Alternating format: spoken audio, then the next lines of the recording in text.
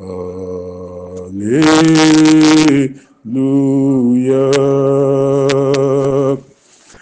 Alléluia.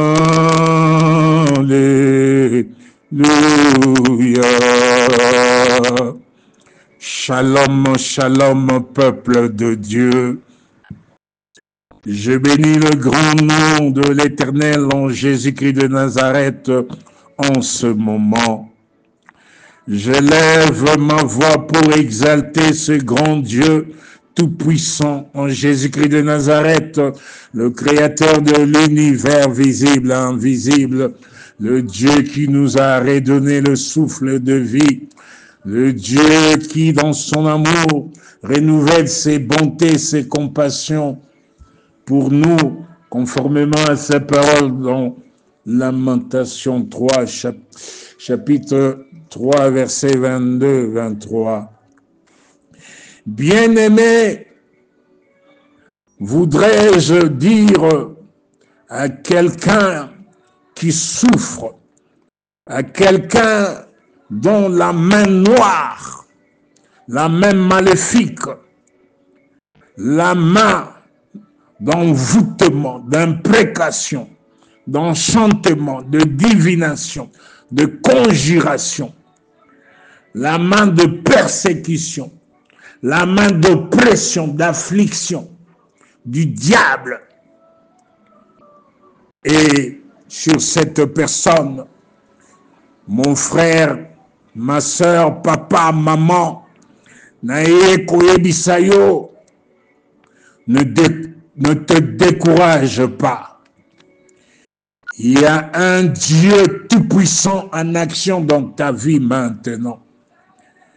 En Jésus-Christ de Nazareth, le Seigneur Jésus-Christ nous rassure dans Jean 11, 25, « Je suis la résurrection et la vie.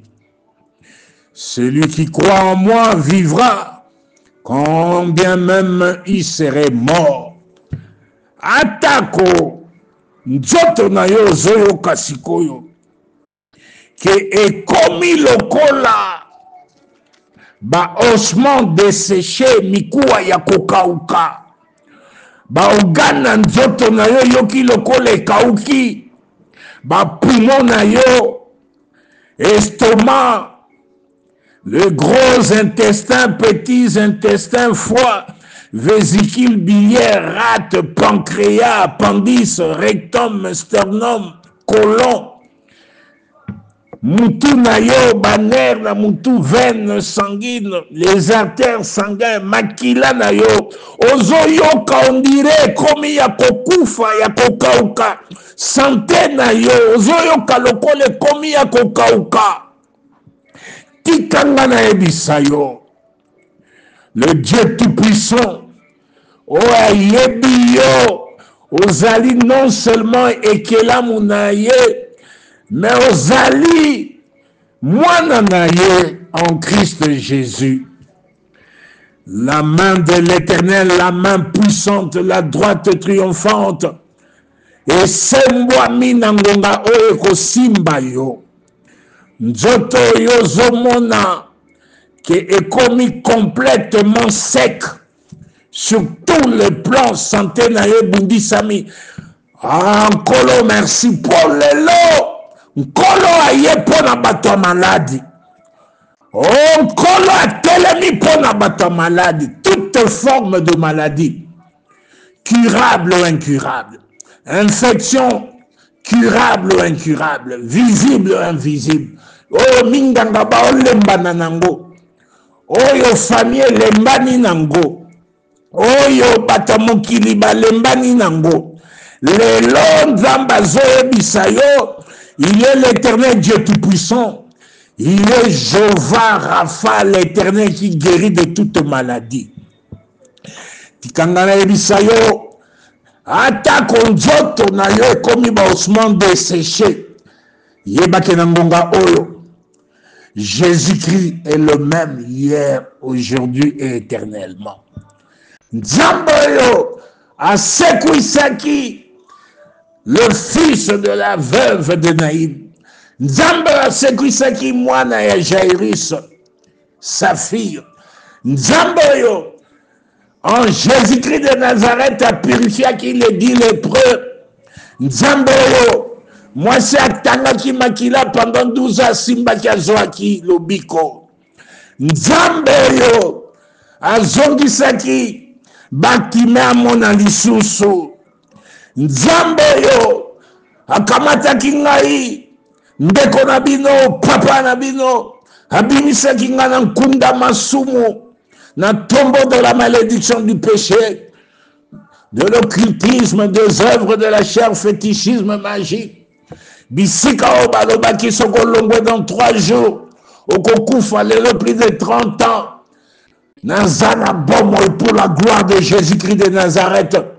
Papa, maman, mon frère, ma soeur, nae na vie na yo yo mutozo bela, yo mutozo monake, ma communion se koufi na nzoto na yo, corps, âme, esprit.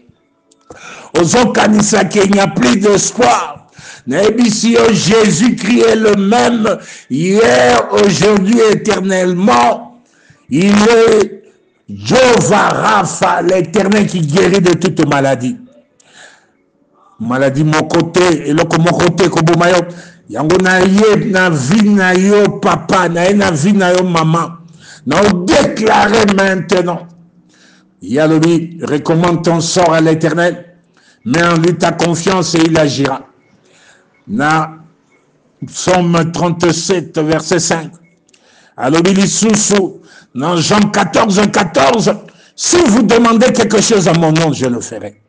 Yé azo confirmé malobaba sali na ye Ésaïe 44 verset 26. Yé aloba na ngai boy na ye. Si tu arrives à séparer ce qui est précieux de ce qui est vide, tu seras comme ma bouche. Na tout sami maintenant. Père, pour ta gloire, non loba pour ta gloire, le kola monoko na yo. Lole fungwami, papa, maman, mon frère, ma soeur. Moi, Nyonso, bébé, petits enfants, partout, frères et sœurs. Oh, bazobela, espoir et sili. Commis complètement. Ah, osman desséché, mkwa kokauka. Na lobi nangongoyo. Pour la gloire de l'éternel, l'ole fungwami bisika bazali. Gloire n'enzambe zokita. Père, que ton règne vienne, que ton règne vienne, que ton règne vienne. Sur bateau oyo na mawanayo na mawanayo na mawanayo penguya na yo bolingo na yo loboko no la droite triomphante sembola yango papa pour ta gloire cette main de Jehovah Rapha l'éternel qui guérit de toute maladie par les maîtrisures de Jésus-Christ n'a déclaré siko loboko nguya nkole simbibino ezo simba yo papa. Et simbio papa, et simbio papa, et simbio maman, et simbio maman, et simbi moana, et simbi moana, et simbi moana, et simbi le frère, et simbi la sœur, et simbi, oh, mikua, Nzote, comment qui sentait, comment qui complètement sèche, n'a déclaré maintenant, pour la gloire de l'Éternel, au nom puissant de Jésus-Christ de Nazareth, Yoka Nzoto Ezobela. Ainsi parle l'Éternel Dieu Tout-Puissant. L'Esprit vient des 4 vents. Souffle, souffle, souffle sur santé nabino ekufi. Banzoto nabino ekomi mikuwa kokauka. Bangani nyonso ya nzoto ekomi ya kokauka. Ah, Esprit vient des 4 vents. Souffle. Maintenant de déclarer l'esprit de résurrection à Jésus-Christ. Azo ressuscité, santé na yo, azo ressuscité. Oh, l'esprit de résurrection et de vie de Jésus-Christ. Asimbi nzoto na yo, corps, âme, esprit. Maintenant, bisika nyonso d'organe kaukaki. Oh, bomo ya Yesu koti. Nguya liseko ekoti. Maintenant nzoto wana. Borgane wana, miku wana yo, misisa na yo, borgane, intestin, gros, petits intestins, foie, vésicule biliaire, rate, pancréas, appendice, rectum, sternum, nyonso, barre na yo, et bandi ko zo bomoy, Et bandiko lata, eza régénéré maintenant. Baner na mutu, cerveau na yo, mis na yo, baner a miso, baner na nzoto, po na yo. Oh, posa nzoto na yo, mikoa na yo. Et bandiko za régénéré. L'esprit de résurrection Jésus-Christ. Régénéré. Régénéré. Résurrection zotalisam. Bomo yankole koti na mikoa na bino. Bomo yankote koti na estomac na yo. Et koti na barena. Bomo yankolo. L'esprit de résurrection Jésus-Christ. Et asimbi barena bino. Asimbi. Oh, bassin. Colonne vertébrale. Disque de colonne vertébrale. Oh, nyon se komi régénéré. Nyon se komi asika. Ezunzoto. Ezunzoto. Ezu makila na Yesu. Makila na Yesu. Nous avons vaincu l'ennemi à cause du sang de l'agneau. Oh, révélation, Apocalypse 12, 11. N'a déclaré maintenant. Makila na Yesu katina yo. Ezope sabamoy. Oh, l'esprit souffle maintenant des quatre vents. Au nord, au sud, à l'est, à l'ouest. Bisiko eza la chambre hôpital. Nandaku na wapi. Na forêt, na savane.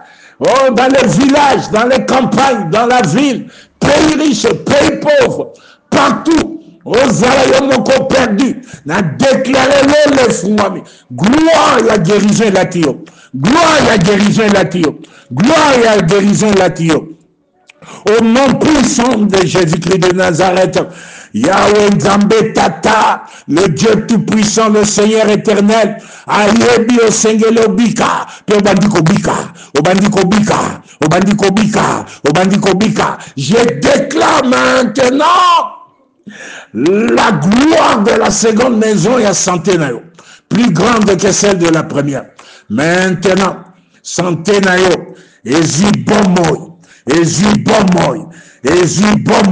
au nom puissant de Jésus-Christ de Nazareth, pour l'amour de l'Éternel, pour la bomoinayo, Yahweh Nzambe Tata au Kangamono côté, en Jésus-Christ de Nazareth.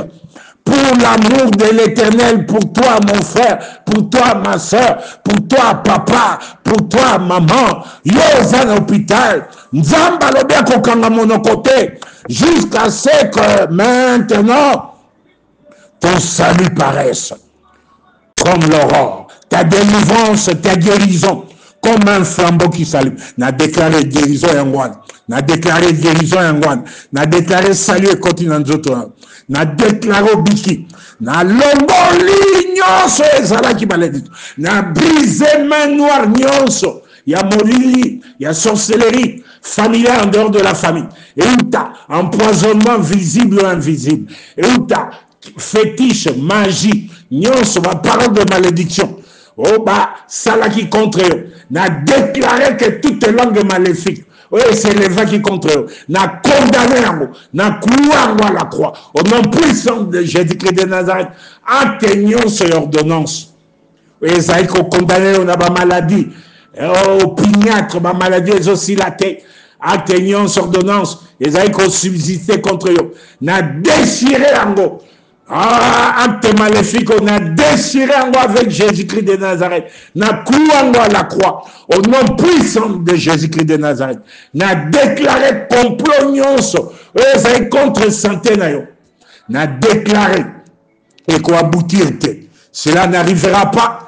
Cela n'aura pas lieu. Okokufate, mon frère, okokufate, ma soeur, okokufate, papa, okokufate, maman, moi non, okokufate, frère non, okokufate, soeur non, okokufate, papa non, okokufate, maman non, okokufate, cousin non, okokufate, cousine non, okokufate, n'a déclaré, oh, nom puissant de Jésus-Christ de Nazareth, oko vivre, oko proclamer gloire dans Nzambe.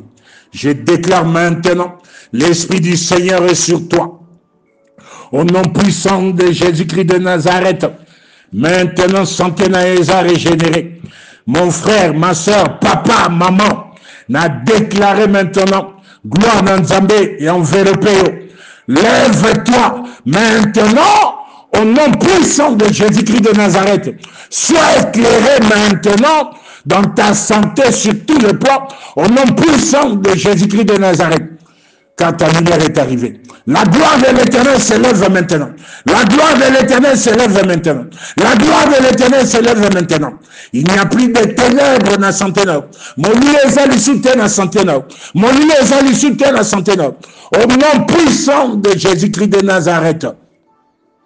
On a déclaré maintenant, l'Éternel s'élève pour la restauration, la délivrance, la guérison instantanée, la percée dans la restauration de ta santé, corps, âme, esprit. Dès maintenant, sa gloire apparaît. Au cause de la confusion que tu ne mourras pas, tu vivras longtemps par la grâce de l'Éternel à partir de maintenant. Et tu vas commencer à proclamer la gloire de l'Éternel. Na vie dans un témoignage, il y a bola mankolo, il y a bola mankolo, banguna no bakomona, il y a solo. C'est l'Éternel qui est Dieu, c'est l'Éternel qui est Dieu, c'est l'Éternel qui est Dieu en Jésus-Christ de Nazareth dans ta vie. Bakoye bakri, kolo Yesu Christo. Il est le même hier, aujourd'hui, éternellement. Yewana nzambe na yo. Loboko neza mokuse te po na kosala. Matoi na ye ezali te ya kokufa po ayoka yo te. Oh, nzamba lola yoki lo sambo. Bisika nyonso zali. Nzamba lola. Asale le bikama. Asale le bikama. Loba, je reçois la guérison instantanée. Je reçois la délivrance. Je reçois la restauration de ma santé. Ah, je déclare. Banguna n'a pas confondu. À la loi de Sema et de la mention Beti Bangomoko. Oh, Bango Balona qui n'a vu Nangai. Et Zongeli Bango. Et Zongeli Mabota na Bango. Et Zongeli na Bandaku na Bango. Bayaki na Koufa Koufe Beti Bangomoko. Ba maladie, ba infection. Visible et invisible. Curable et incurable. Destruction. Et Beti Bangomoko. Na Mabota na Bango. Ce que l'homme aura semé, il le moissonnera. Au nom puissant de Jésus-Christ de Nazareth. Père, glorifie ton nom pour na batunayo. Oh, Kolo, merci de glorifier ton grand nom dans la vie de chaque papa, chaque maman, chaque soeur, chaque frère, chaque enfant, chaque petit enfant, bébé. Papa, merci de glorifier Kombonayo dans tes bontés, compassion. Au Pessi Bangongouya, il y a guérison instantanée. L'esprit de résurrection à Jésus-Christ, l'esprit de vie à Jésus-Christ, a soufflé, a Kangori Bango na Koufa, a Pessi Bango, guérison totale. Oh, Kolo, merci. Bolam na ele ke la kabiso. Tope sayonini. Tika kombo na yo, kumisama seko na seko. Oh, Kolo, gloire zonge pa na yo. Yo ndimilo sambo, oh, na mawa na yo, na ngolo na yo. Na bolingo na bolamu na yo. Ngai boy na yo. Na zana mérite te. Tika ete gloire zonge pa na yo. Na sakoli maloba oyo. Motonyo so aza malade. Azala en Afrique, Amérique, Asie, Océanie, Europe, na Congo Kinshasa, na Afrique du Sud, partout. Maloba oyo prophétique, il y a guérison, délivrance, restauration instantanée. Il y a Ngouya lycée quoi. Il y a Ngouya bomoyaye son action et Koti en action na vie naye et ça scellé, planté avec le sang de Jésus-Christ de Nazareth. Et ça, oui et amen, oui et amen, oui et amen. Et Koti en action. Dès maintenant pour la gloire de l'Éternel na vie naye, au nom puissant de Jésus-Christ de Nazareth, le Saint-Esprit vient sur vous et que la puissance du Très-Haut vous couvre de son ombre. Au nom puissant de Jésus-Christ de Nazareth, Père, glorifie ton nom. Merci de glorifier ton nom. Merci à Kondimalo Sambo Namawana Ope Bolingolao. Gloire et zonge panayo. Au nom puissant de Jésus-Christ de Nazareth, que l'Éternel vous bénisse et vous garde, qu'il fasse luire sa face sur vous, qu'il vous accorde la grâce, que l'Éternel tourne sa face vers vous et qu'il vous donne la paix, la paix, la paix, la paix et la restauration totale de votre santé et la confusion totale de vos ennemis, visibles et invisibles, qui vous combattaient. Je déclare gloire et louange à toi, Père céleste, Père éternel, en Jésus-Christ de Nazareth. Je prie et je bénis au nom puissant de Jésus-Christ de Nazareth. Amen, amen, amen. Jésus est bon, bon, bon, bon, bon. Gloire, gloire, gloire, gloire, gloire, gloire, gloire. Au nom puissant de Jésus-Christ de Nazareth. Amen.